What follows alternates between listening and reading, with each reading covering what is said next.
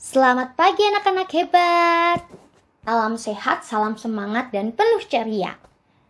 Hari ini kita akan belajar mengenai teks petunjuk dalam bahasa Indonesia. Di tema 2, subtema 2 ini, apa ya itu teks petunjuk? Coba kalian perhatikan gambar yang ada di video ini. Ya, ada gambar obat batuk dan aturan memakainya. Kalian baca. Pasti anak-anak juga pernah ya meminum obat menggunakan aturan pakai dari dokter. Diminum untuk usia berapa kali sehari, menggunakan sendok takar seberapa, dan diminum atau dimakan sebelum makan atau sesudah makan. Itu tergantung dari obat-obatnya. Contoh gambar ini merupakan contoh dari teks petunjuk. Teks petunjuk adalah teks yang di dalamnya terdapat arahan, bimbingan, pedoman, atau panduan untuk melakukan, menggunakan, atau membuat sesuatu. Dan ciri-ciri dari teks petunjuk ini, kalimatnya jelas, tersusun secara sistematis atau urut, mudah dipahami, komunikatif, lugas, dan juga efektif. Biasanya pada kalimat yang digunakan di teks petunjuk adalah kalimat perintah. Isi dari teks petunjuk itu merupakan arahan untuk melakukan sesuatu yang bertujuan untuk menjelaskan penggunaan atau pembuatan sesuatu. Contoh dari jenis-jenis teks petunjuk ada yang pertama, petunjuk penggunaan alat. Petunjuk menggunakan alat merupakan ketentuan bagaimana menggunakan suatu alat. Contohnya ketika memasang baterai pada mainan mobil-mobilan, petunjuk mengisi ulang tinta spidol, dan lain-lain. Jenis yang kedua adalah petunjuk menggunakan obat. Petunjuk penggunaan obat adalah panduan untuk mempermudah konsumen ketika menggunakan obat. Dan ini biasanya tercantum pada kemasan bagian belakang.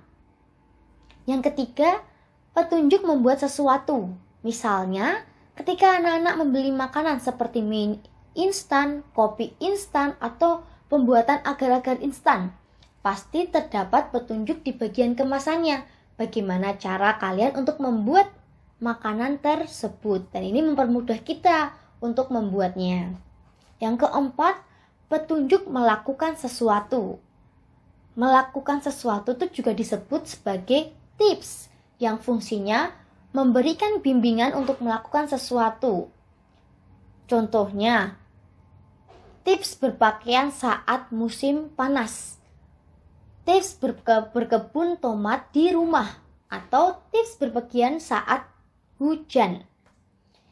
Lalu yang kelima ada petunjuk arah atau denah. Ini adalah panduan untuk mempermudah seseorang menuju suatu tempat. Dan umumnya denah ini terdapat pada undangan, pernikahan, lampiran acara, dan sejenisnya.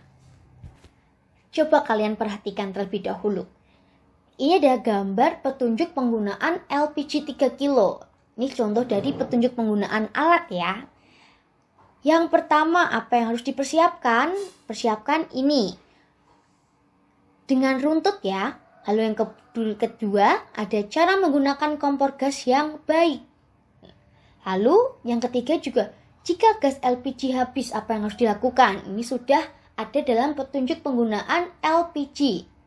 Lalu selanjutnya ada teks 1 dan teks 2 mengenai cara menghaluskan bumbu dengan blender atau menghaluskan buah dengan blender. Ini merupakan contoh dari teks penggunaan. Anak-anak, ketika kalian ingin membuat teks petunjuk penggunaan, kalian harus memperhatikan yang pertama, menentukan terlebih dahulu petunjuk apa yang ingin diinformasikan. Kemudian, yang kedua, memahami berbagai hal yang berkaitan dengan informasi tersebut. Yang ketiga, menuliskan secara urut dan sistematis petunjuk yang ingin dibuat. Kemudian yang keempat, melengkapi setiap poin atau langkah-langkah dengan keterangan yang jelas.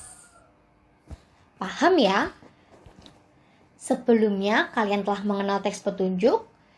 Teks petunjuk ini juga dapat disajikan dalam bentuk poster.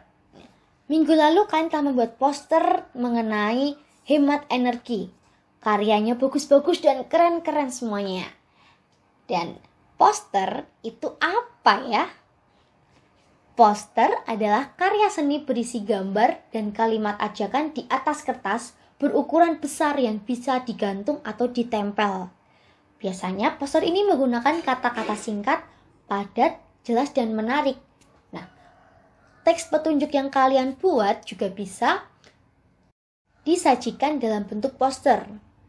Membuat poster yang menarik harus memperhatikan warna dari gambar yang disajikan, cerah, kemudian supaya bisa menarik perhatian orang-orang untuk membacanya. Kemudian gambar atau tulisan dibuat sesuai dengan tema dan ukuran poster. Dan ditulis dengan kalimat efektif, singkat, dan jelas.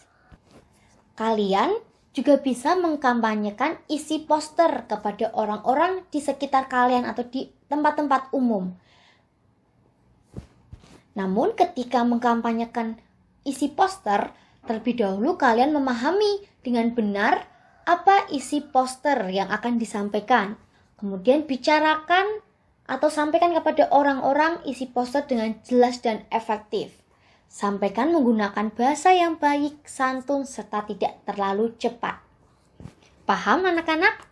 Dan pada hari ini tugasnya adalah membuat teks petunjuk yang berisi cara melakukan sesuatu. Ditulis pada buku tugas kalian dengan rapi dan juga runtut. Sekian materi yang dapat Ibu Deva sampaikan. Selamat mengerjakan, selamat beraktivitas, dan salam sehat. Sampai jumpa.